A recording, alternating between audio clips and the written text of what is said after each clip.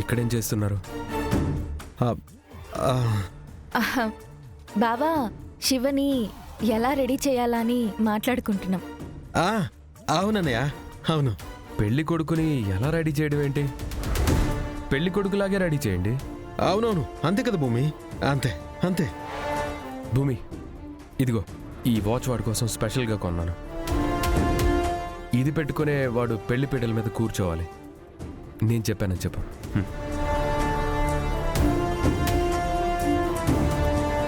తీసుకో భూమి, ఏమైంది? ఏంటి అవునానో కాదనో ఏదో ఒకటి చెప్పు. సరే నేనే ఇస్తాను. నేను ఇస్తాను. నేను ఇస్తానంటున్నాను కదా. శివా, బావా, శివా, శివా అనే శివ గుడికి వెళ్ళాడన్నయ్య. ఇప్పుడు గుడికి వెళ్ళాడా? ఎందుకు? అంటే కొత్త పెళ్లి కొడుకు కదా, కొత్త జీవితంలోకి అడుగు పెడుతున్నాడు. ఏవేవో కోరికలు ఉంటాయి కదా. ఇదిగో ముహూర్తానికి టైం అయిపోయింది, మండపానికి వెళ్ళాలి. త్వరగా రమ్మని చెప్పండి. నేను చెప్తానన్నయ్య. ఇప్పుడు ఏదో అబద్ధం చెప్పి కవర్ చేశాం గానీ పెళ్లి టైంకి ఏం చేయాలి భూమి? అదే నాకు అర్థం కావట్లేదు చెర్రీ. శివ నా చెల్లిని ప్రేమించుండొచ్చు కానీ వాడు మాత్రం పూరిని పెళ్లి చేసుకోవాలి. లేదంటే ఏం జరుగుతుందో నా ఊహ కూడా అందట్లేదు. పద భూమి, వాడు ఎక్కడున్నా వెతికి తీసుకుని వద్దాం. పద. వద్దు చెర్రీ, నేనే వెళ్ళి తీసుకొస్తాను.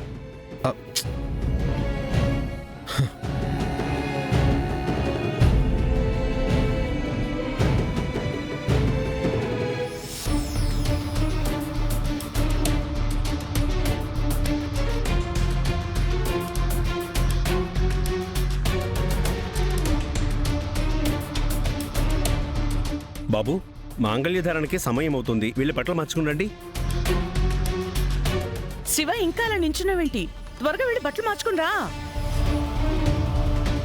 శివ, తాళి కట్టాలిగా, వెళ్ళు. ఏమైంది శివ? నన్ను క్షమించండి. ఈ పెళ్లి నేను చేసుకోలేను.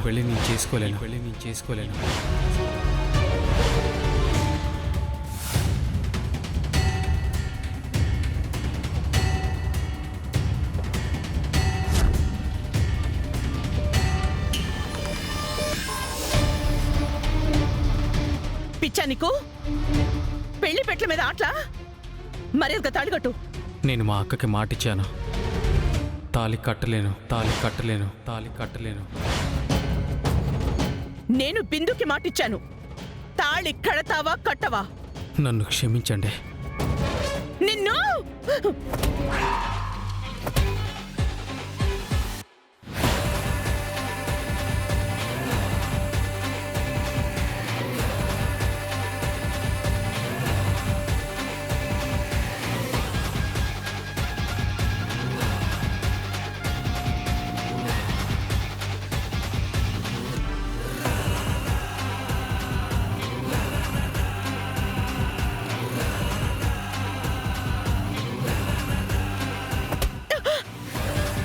నాకు కూడా చేయలేస్తుంది, కానీ నాకు సంస్కారం ఉంది.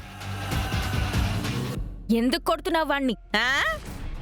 ప్రేమించి ఇప్పుడు పెళ్లి చేసుకోనని వీడు నాటకాలు ఆడుతున్నాడు. పెళ్ళి ఆగిపోయిందని పెయిన్ గా ఉందా?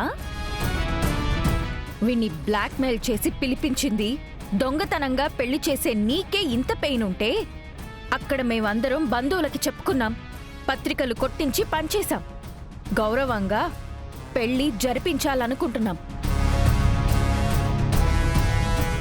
మరి మాకెలా ఉండాలి? శివ, నన్ను పెళ్లి చేసుకోవా? నా కళ్ళలోకి చూసి చెప్పు.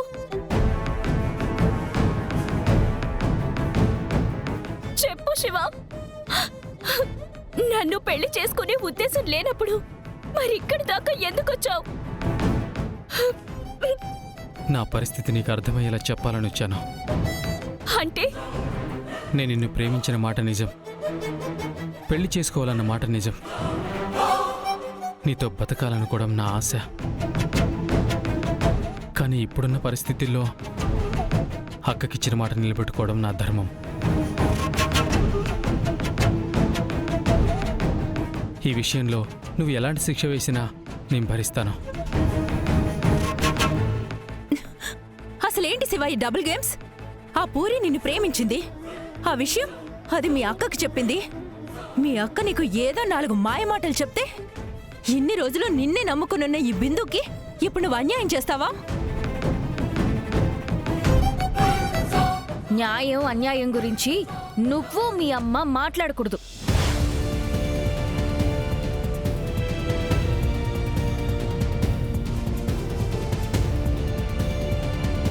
బిందు, నీకు శివ అంటే ఎంత ఇష్టమో నాకు తెలీదు, కానీ పూరికి మాత్రం ప్రాణం. మీ ప్రేమ గురించి తెలిసి శివ దక్కడేమో అని తన ప్రాణాలు తీసుకోబోయింది. పూరి చావుతో మీరిద్దరూ ఒకటయి సంతోషంగా ఉండగలరా?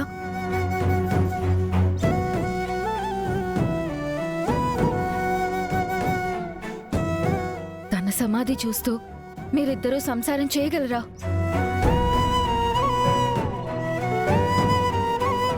ఏంటి ఏంటి ఎమోషనల్ బ్లాక్మెయిల్ చేస్తున్నావా? వాళ్ళ ఎమోషన్స్ ని అర్థం చేసుకోమని చెప్తున్నాను. మన చుట్టూ చాలా మంది ప్రేమించుకుంటారు, కానీ కొన్ని ప్రేమలే పెళ్లి పీటల దాకా వస్తాయి. కొన్ని ప్రేమలు మధ్యలోనే ఆగిపోతాయి. అలా అని మీ ప్రేమని నేను తక్కువ చేయట్లేదు. మీ అత్తయ్య నీ ప్రేమని గుర్తించి మీ ఇద్దరికీ పెళ్లి చేస్తుందని భ్రమపడుతున్నావేమో. ఇదంతా మీ అత్తయ్య పంతం గెలిపించుకోవడానికే చేస్తుంది.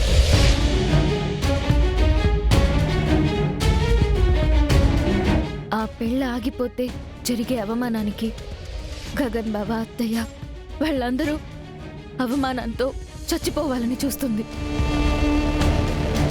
అందుకోసమే మీ ప్రేమని అస్త్రంగా వాడుకుంటుంది. ఇదంతా ఈవిడ కుట్ర. ప్లీజ్ బిందు, అర్థం చేసుకో. అంటే అక్కడ మీ అత్తగారింటి పరువు కాబట్టి వాళ్ళకేమైనా అయిపోతుందేమోనని నువ్వు భయపడుతున్నావు. నువ్వు గగన్ని పెళ్లి చేసుకున్న తర్వాతే ఆ పూరి నీకు ఆడపడిచయింది. కానీ పుట్టుకతో ఇది నీ మేనత్త కూతురు. నువ్వు ఆలోచించాల్సిందే, న్యాయం చేయాల్సింది బిందుకి. అంతేగాని దీన్ని గాలి కొదిలేసి దాని కోపిరి పోస్తానంటావేంటి? బిందు, ఇక్కడ ఎవరు ఏం మాట్లాడినా నాకు అనవసరం. నేను సమాధానం చెప్పాల్సింది, సర్ది చెప్పుకోవాల్సింది నీకు. నన్ను క్షమించు బిందు. నీ ప్రేమని ఓడించడం, నిన్ను బాధ పెట్టడం నా ఉద్దేశం కాదు. అక్కడ ఒక కుటుంబం, ఆ కుటుంబంలో అందరి ప్రాణాలు ఆ పెళ్లి కోసమే ఎదురు చూస్తున్నాయి.